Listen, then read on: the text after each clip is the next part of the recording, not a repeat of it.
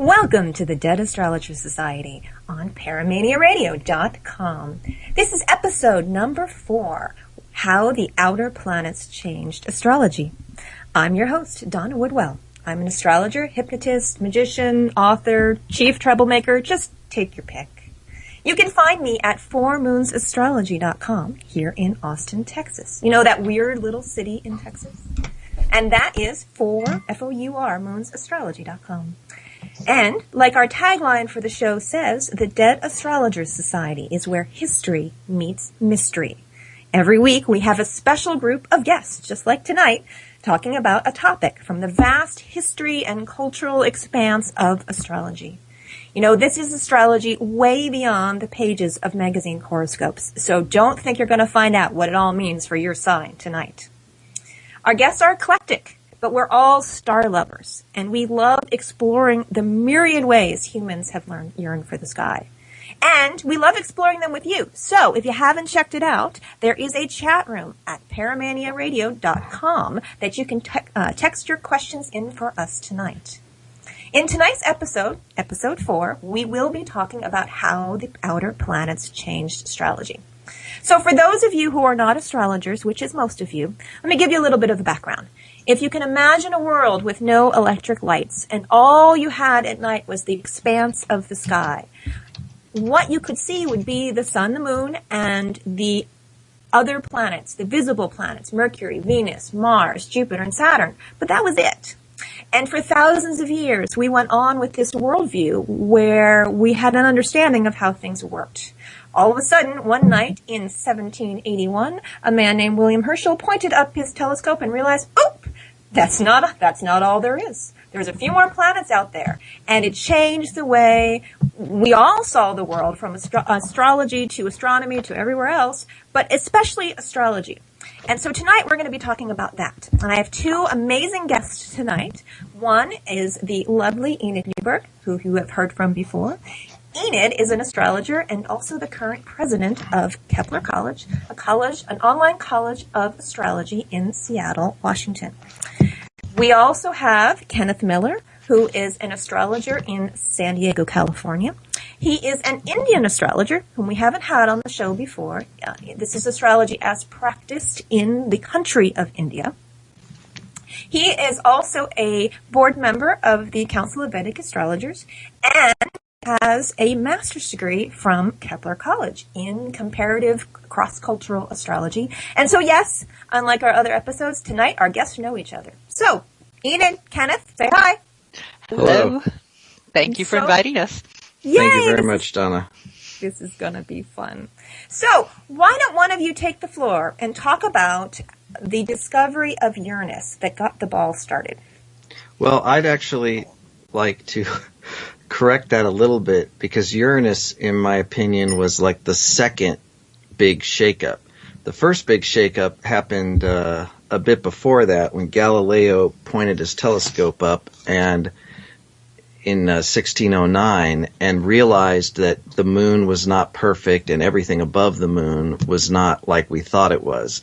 So that was like the first, things are not the way we thought they were for the last thousands of years. And he observed the moons of Jupiter, which he first thought were stars. And then he thought, wait, Jupiter's got stars revolving around it, and then he figured out they must be planets. That's what he called them by the end of it. So that was all. This was radical thinking that shocked the classical world as to what was above the heavens. And so Uranus was then the next shocking thing to upset the order of how we thought the world was.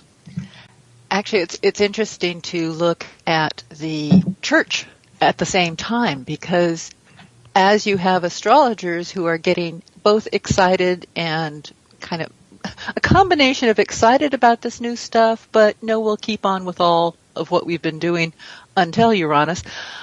But in the church, you also have a lot of pamphlets being written about astrotheology, that you'd think, oh, astrotheology, it must have something to do with astrology. But no, this was specifically on rewriting and justifying how the world and the solar system and the universe worked based on the new science to bring the church up to date.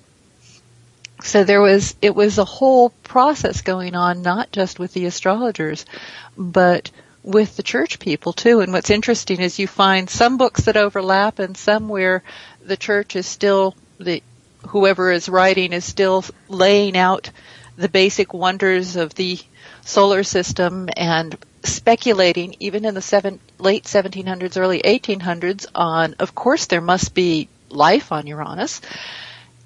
But at the same time, they have angels and spirits and the world here, but the world here starts turning to be a very, one of the ones that from 1790 basically declares nature's dead. It's only the spirit that's alive. But astrology, because it deals with nature, must also be dead and not real. So the astrologers are not only answering scientists, but they're answering a whole new theological perspective. I actually have one of those astrotheology books, and I can't remember if it was written in English or if it's the English translation, but it's I wish I'd grabbed it before the show started, but what I liked about it was the tone of it was like, hey everyone, the Copernicus model, that is we're revolving around the sun, actually makes more sense from a Christian point of view. So the person's really excited because he actually thinks the heliocentric model, or the notion that we're all revolving around the sun, actually, informs Christianity better. And so that you're right. There's obviously varieties of opinions and religion. As the sun as an allegory for God?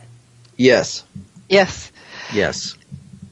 I don't know. I think some of there's actually several that have this kind of astrotheology title that I think are interesting because of their different perspectives. And the one that I was particularly thinking of, I loved the whole section where, how would we ever get out to there to find who is living there and share? It was sort of an assumption that they would have a Christian perspective. It's like share our joint theology about the glories of God and angels. And so this whole time period, when you get, like Ken, you said, from the 1600s through into the 1700s, is really, I think it in many ways compares to what's happened from like 1900 to now. The world of 1900 is just so different from what we have now. And the world of 1700, by the time you reach 1800s, is completely been transformed, which is interesting because part of how astrologers suddenly decided to deal with these new planets is to look at what was happening when they were discovered. It's a different way of trying to figure out what the meaning might be. We had 2,500 some years of working with the meaning of the main seven, sun, moon, and the 5 planets, and all of a sudden you get another one. And how do you figure it out? I think for the those in the audience to understand, for so many years there were 7 things up in the sky that you could see. And we have 7 days of the week and 7 chakras, and 7's built in as the mystical number of the heavens to so many traditions. And last time I looked, the minor planet center is tracking something on the order of 369,000 pieces of rock out there in the solar system, and a fraction of those have names. But that's an awful lot of voices now that astrologers have to potentially consider in the heavens. And, that all started, as Kenneth said, with Galileo realizing that, hey, everything didn't revolve around us here on Little Earth, and what that meant for the big picture. I still want to poke one of you guys to tell us the story of Uranus and how Uranus got discovered. I've got a great story for Neptune, so I will let You have a great story Enid. for Neptune. I don't have so much the story for the actual discovery of Uranus as much as the interesting part. Well, there are some interesting things. When Uranus was discovered, it was considered an amazing feat. And this was the Englishman of Sir William Herschel. And it immediately got because he named it originally not Uranus. And it wasn't, you may have heard of Uranus having had the name Herschel, which is why it kind of looks like an H in the symbol, supposedly. But he actually first called it the Georgium Sidus in honor of King George. But nobody else in Europe liked that. And there was actually a whole political upheaval that happened over what do we call this new planet, which is kind of interesting because when you start having astrologers chime in, one of the first things they're looking at is they're going, oh, this new planet, it's well, here's a quote from earlier in the 1800s. His effects are truly malefic. What he does of evil is always peculiar, strange, unaccountable, totally unexpected. And there's this idea that we don't like having this new planet coming in and disrupting everything. Do you have any good stories about Herschel, Ken? Well, first of all, you can. His home is preserved, and you can go look at the telescope and his workshop, and they've sort of recreated that in the UK. I forget exactly where because it was several years ago I had the opportunity, but you can sort of see the grounds. And he was helped quite a bit by his wife. So this is another example of we're not quite sure who did what when. Oh, and his daughter was also very much involved. She was the record keeper. Yeah. So the family was... Ain't nothing but a family thing. Yeah, definitely a family thing. Well, I mean, the funny story, the John Varley story, that's what I thought you were going to tell about the house fire. Oh, but, yes. That's kind of an interesting story, which I will tell to the best of my memory. So Uranus is discovered, and astrologers are like, okay, we'll have to incorporate this into what we do. And there was some controversy as to what, but this British astrologer John Varley was, he knew something.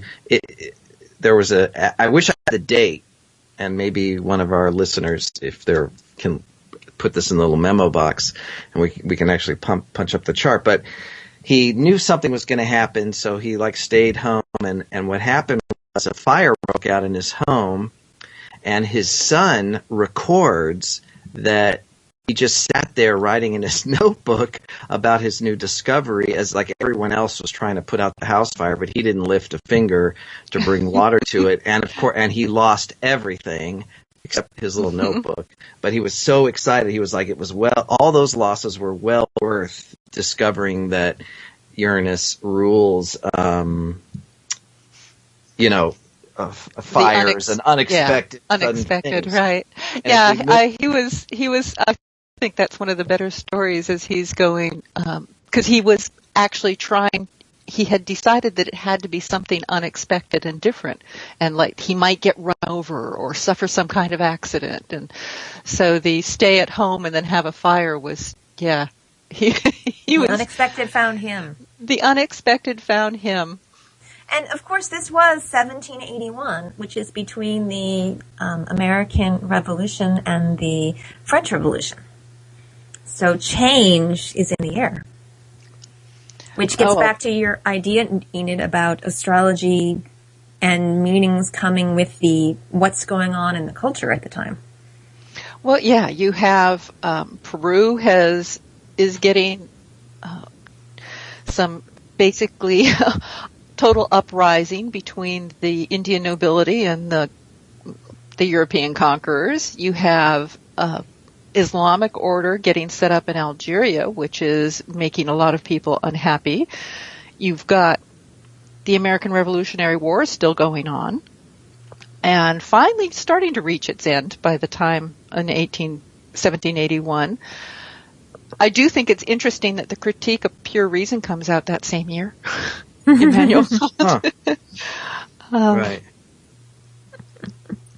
And so this was before the days of the internet. Now when there's a new planet, people get on the internet and they're talking about it, and in 3 weeks there's a paper explaining the deep meaning of any particular bit of space rock we have looked at.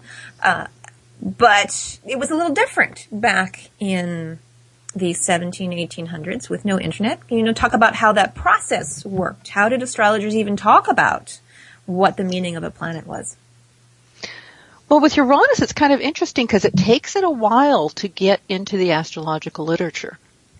And by the time you reach Pluto, you have speculation the same year it's discovered. But with Herschel, you have Varley who's working on it, and you have astrologers talking to themselves, but there's really very little that goes out in print, at least that I have been able to discover. Maybe Ken has found more.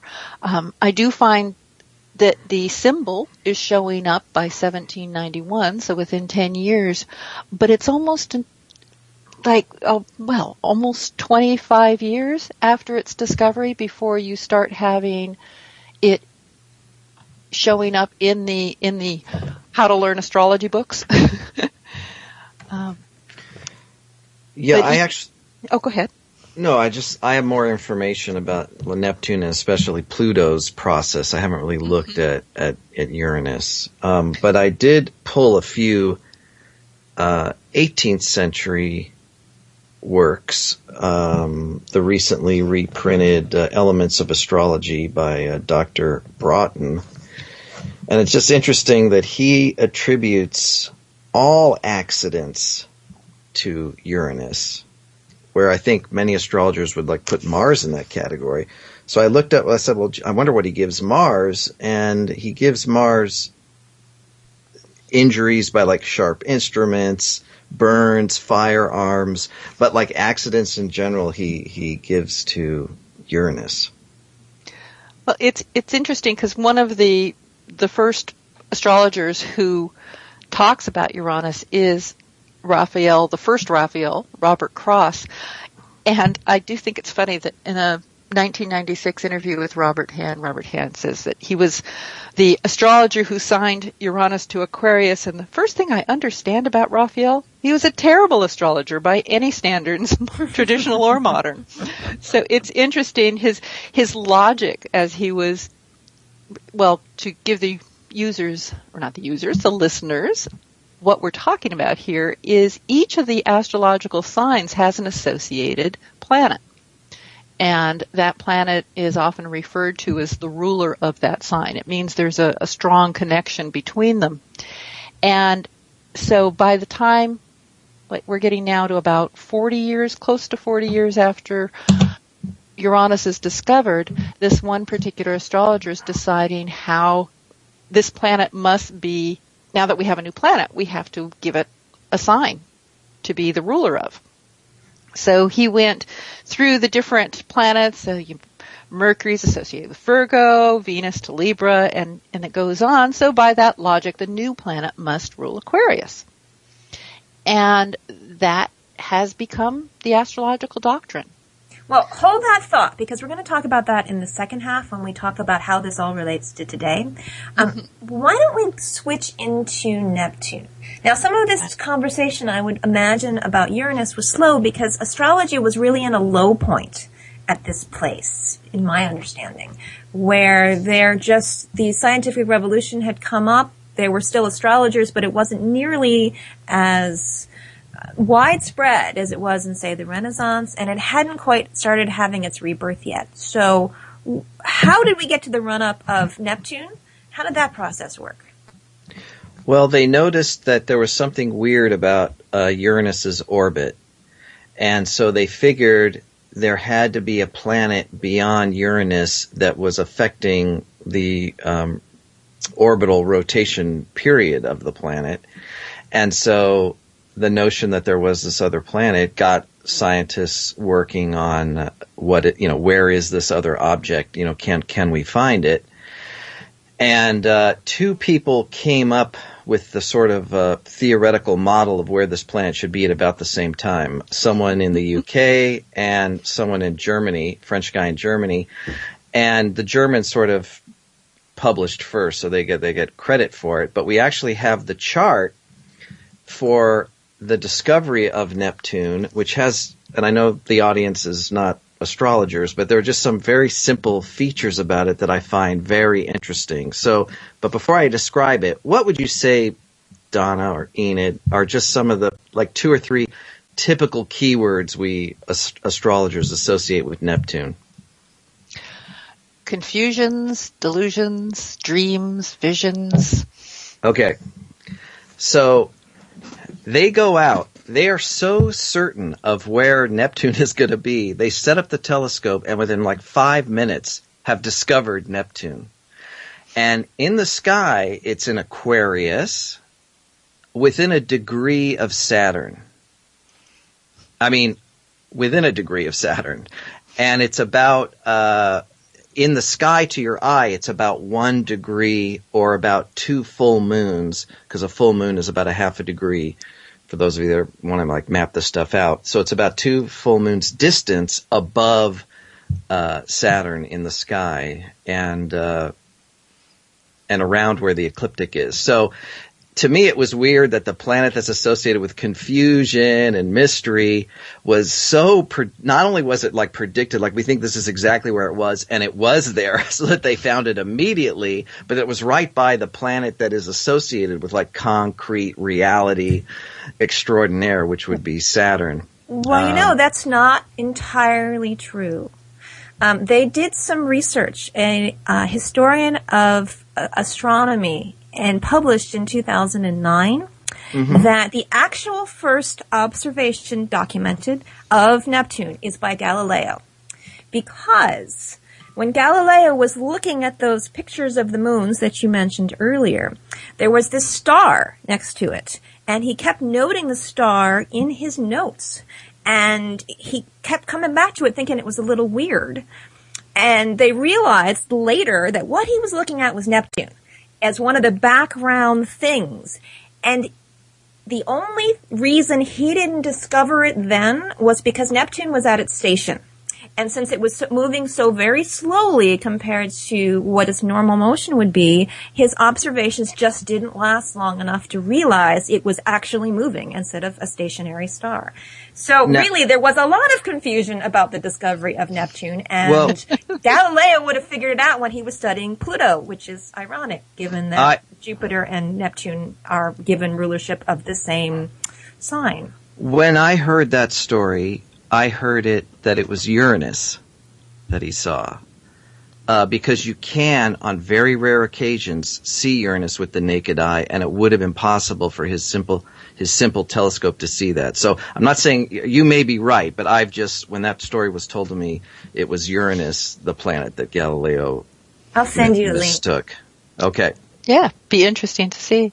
Well, it is the one thing that is true. But to me, that's someone seeing it and not seeing it. Okay, that's Neptune's nature. But in terms of what science attributes as the discovery, I'm just saying the chart of that discovery moment fits how certain everyone was where it was going to be. That was the only point I was trying to make. Yeah, there's a difference between seeing something and really acknowledging what you were seeing. Right. Although in some ways what I've heard is that it was actually somewhat as a luck that they found it where they expected it to be, because their calculations actually, if they'd even waited just a few months to try and do it, they would not have found it. They were that is true. And I love the story that Urbain Le Verrier, the Frenchman who was doing calculations, actually appealed to the French Astronomical Society, who agreed to let them rename Uranus Herschel so that they could name the new planet Leverrier. And then the English would have one and the French would have one. It would be all good. If we went by those things, then astrologers should be saying Uranus is the planet of the confusion and Neptune's the one that's solid. It is interesting, though, when you look at what was happening at the time when Neptune was discovered, because I do think that made a strong influence on its eventual description as to what it applied to. Is particularly the discovery and widespread use of drugs going on. You have, ether is the first getting use in childbirth as an anesthetic for childbirth. That was in 1847. And chloroform also came in. You also have the recreational use of drugs getting popularized in 1846. This Frenchman, Pierre Gautier, publishes this book, The Hashish Club. And he's been doing articles and things since, quite a while before, but that novel got worldwide of that time period, very popular, and started popularizing the marijuana and hash in the middle of the 1800s. So I think that's kind of had to have some play from the astrologers of the time. At least it looks like it in some of the descriptions that you have in the writings as people are trying to discover what Neptune's all about. Okay, well, clearly these planets, we're going to get to Pluto right after the break, but these planets are in the news right now because astrologers are all talking about this square between Uranus and Pluto, which might make sense to astrologers, but really doesn't make sense to anyone else.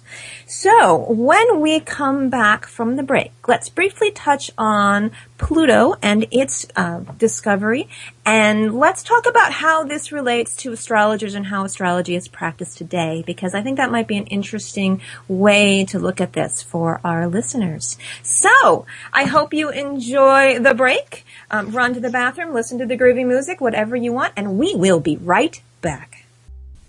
And welcome back to the Dead Astrologer Society. I'm your host, Donna Woodwell, and I am here with Enid Newberg and Kenneth Miller, and we are talking about how the outer planets changed astrology.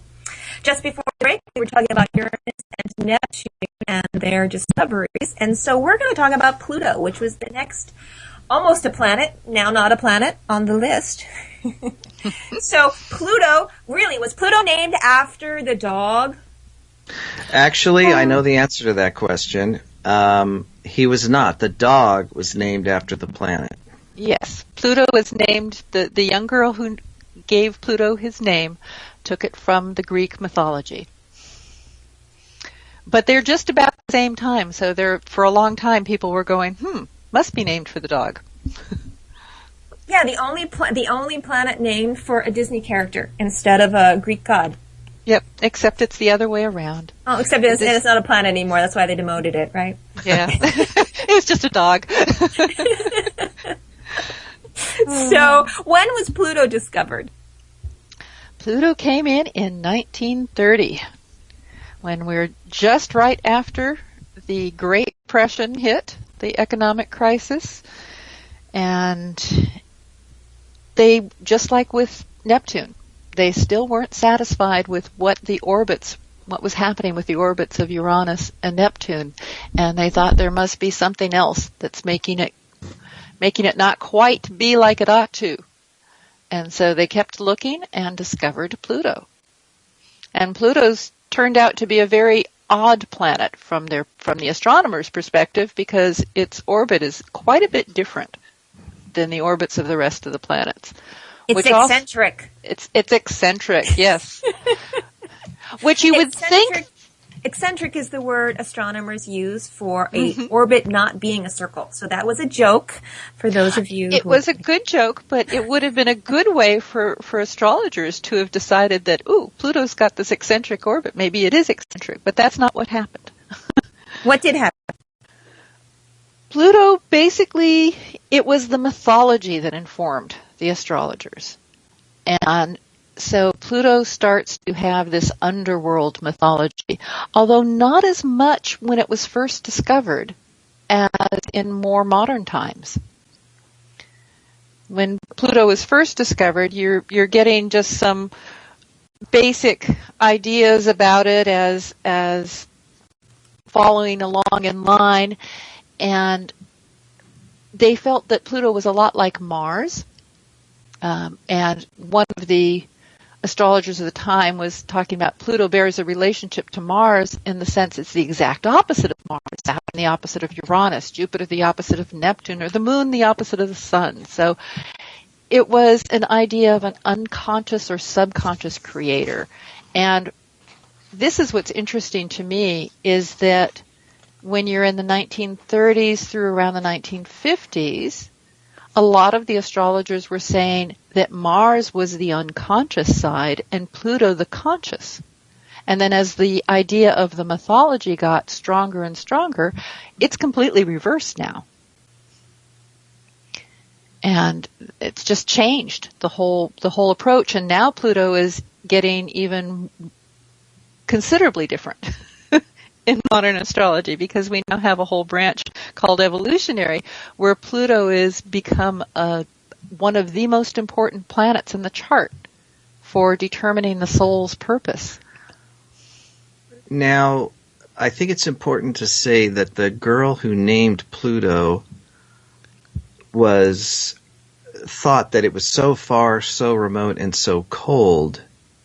That was like where she got the name from. And then, of course, the American astronomers liked it because Pluto starts with P-L, Percival Lowell. So it also connected to Percival Lowell, and that's one of the official reasons why they adopted Pluto, and why one of the glyphs for Pluto looks like a P and an L. But and I'm not going to bore the audience with this, but as some of you know, I do a whole presentation where I really get into the nitty-gritty of the astrological debates about the nature of Pluto, and it was far from a consensus. People were all over the map, and one of the things I find interesting is people often go, well, what was happening in history around the time that Pluto was discovered, and then they quote things that were not really happening around the time Pluto was discovered. I mean, here are the things that happened in 1930. Photo flash bulbs were invented. Nancy Drew Mysteries came out. It was considered the golden age of radio. First Mickey Mouse cartoons, and Gandhi's Salt March to protest the British all happened in 1930. But none of I would argue there's another good one in there, though. You skipped the Motion Picture Production Code, that motion pictures will not lower the moral standards of the viewing public. That's a good one. But like none of those things work their way into the meaning of Pluto. No, it's true. What works its way into Pluto is you do have some echoes that kind of work their way in with the Great Depression and the Dust Bowl ideas. But what's interesting is a lot of the idea of atomic energy must be connected. And actually all that work is from at the turn of the century, most of it. Right. Now, what I hear you both saying is that meanings from Pluto were coming from culture, were coming from theory, but not necessarily from chart observations or what was actually happening in people's lives. Yeah, you have some very prominent astrologers writing as late as the late 60s, 1970, saying, I've put Pluto into charts of my hundreds, thousands of clients, and I don't know. It's ambiguous. It seems to work for some people. It doesn't seem to work for other people. And then what you have is in the 70s, it's almost like when Chiron gets discovered, Pluto's meanings get set in stone, and all the literature from the late 70s on, now you get a very, if you just were to pool that, you get a very consistent picture of Pluto. So it shocks people to look at some, like, Isabel Hickey talking about Pluto being a silent feature in many, many charts that she looks Isabel at. Hickey wasn't very long ago, correct? No, but I'm quoting her from 1970. She was at that point already, kind of an old-timey astrologer, and her books are still in print. But so this is easy enough fact to look up. But it's really the explosion of astrology books in the mid-70s, and I'm not sure. Planets in Transit, Rob Hanna. Someone's books become very popular, and then everyone kind of fall like, yep, this is what Pluto means, and then suddenly everyone's agreeing. Well, I think we've only had a meaning for Pluto the way it is today for 40 years. Mm-hmm. Yeah. And one of the other things that happened that I think set not only Pluto, but Uranus and Neptune in stone was software, computer software. Because the default settings for software and the default report writers became the standard.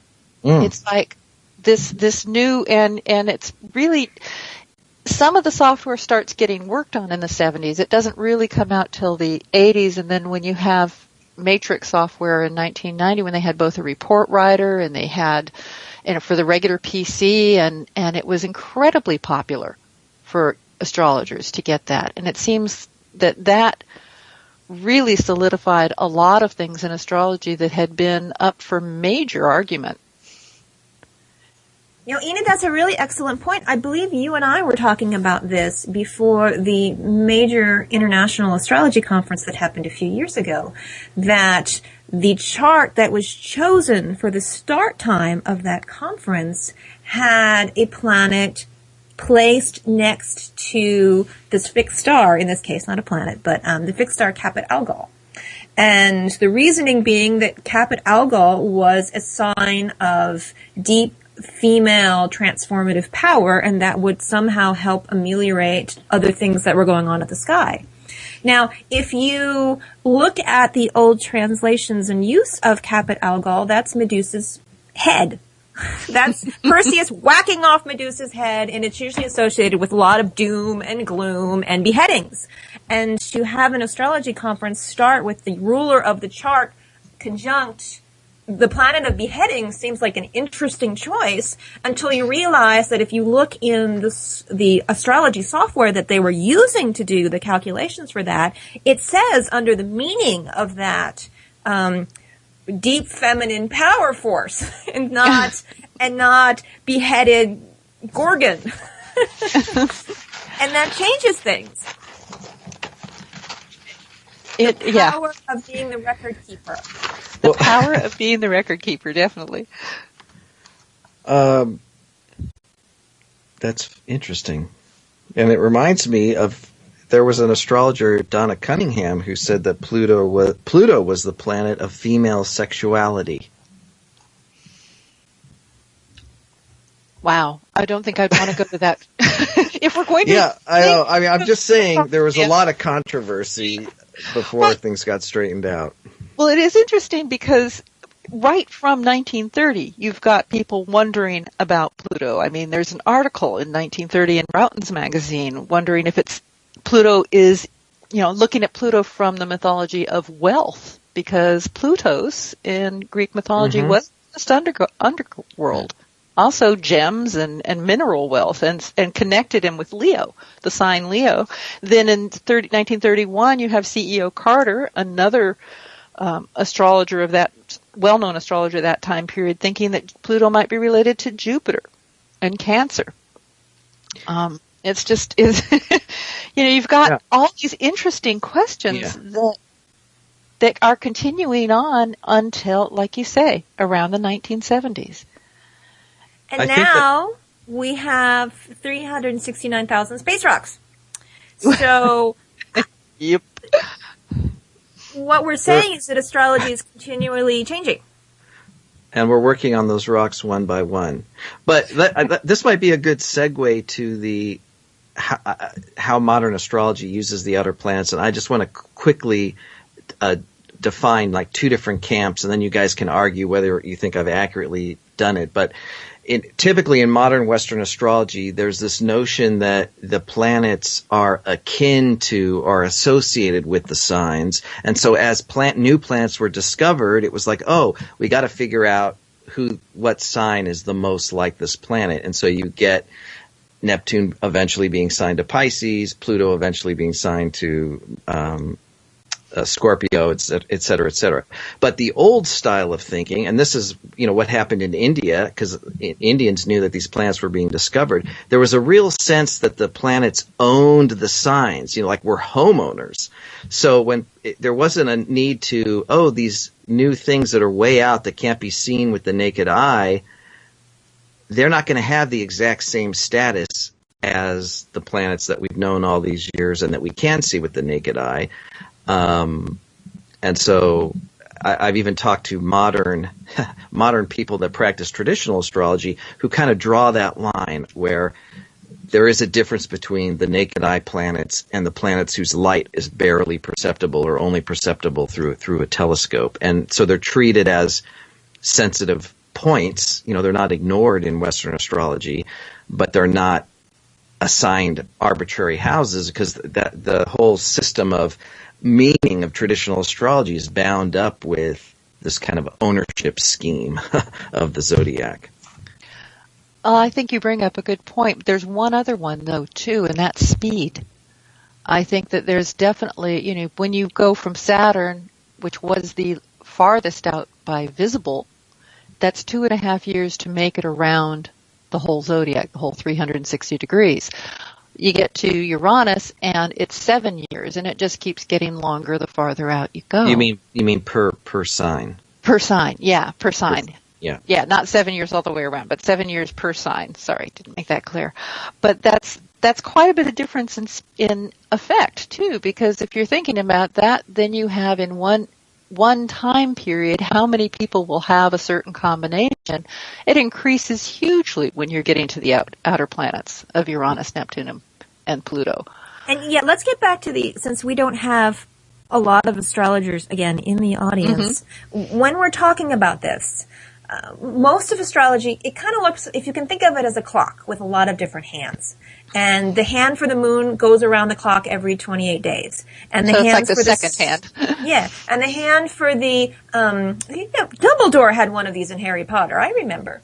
And the hand for the sun and Mercury and Venus go around to kind of together about once a year.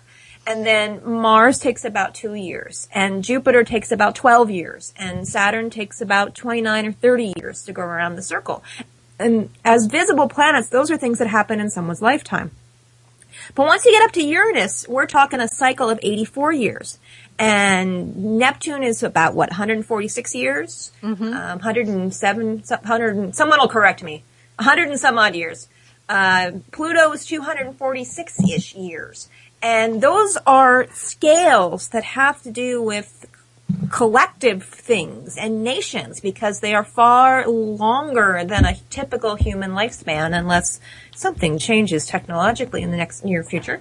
And so we're talking about things that work in a fundamentally different way than the visible planets and that affect generations collectively because everyone born within a 7-year period or everyone born within a 14-year period or a 20-year period has that planet in the same zodiac sign, those divisions of the sign we talked about in earlier episodes. And I think that makes a difference on how we interpret them and talk about them and when we start using them in modern astrology. Modern astrology is talking about collective movements. There's a book out by Richard Tarnas called Cosmos and Psyche. It's all about how these outer planets create historical trends in time. But what's been fascinating to me is since about, maybe 1995, 2000 in particular, there has been a large upswelling of astrologers for whom these three outer planets, and particularly Pluto, have become almost more important than anything else in the chart. And my common sense answer to that is that you have these slow moving. It's the same reason why when you go to my local astrology group and on the break you hear everyone all the bad things in their life are from Uranus, Neptune, and Pluto.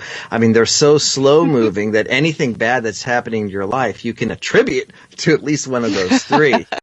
I once said, let's ban all discussion of the outer planets at the break, and people walked around mute. But that's a joke. But that's what would happen. That's just what would happen. Well, why do you think we're so fascinated by these outer new planets versus the traditional planets? Well, I think part of it is, part of it may be the education system of astrology, that the basics were not treated well enough. It could be that the mythology has gotten more exotic. But yeah, I mean, a lot of people do not pay attention to the a lot of,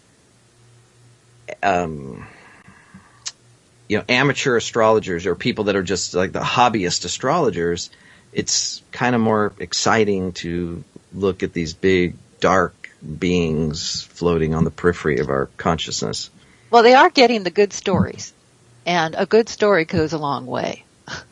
But that was one thing with Chiron.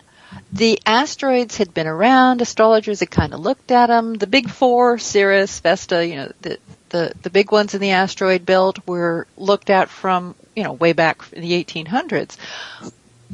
But Chiron gets discovered, this little itty bitty teeny weeny rock out in, it's not even in the main asteroid belt, but it has this quality of both the asteroid and of a comet because it's got a tail, and it gets named Chiron.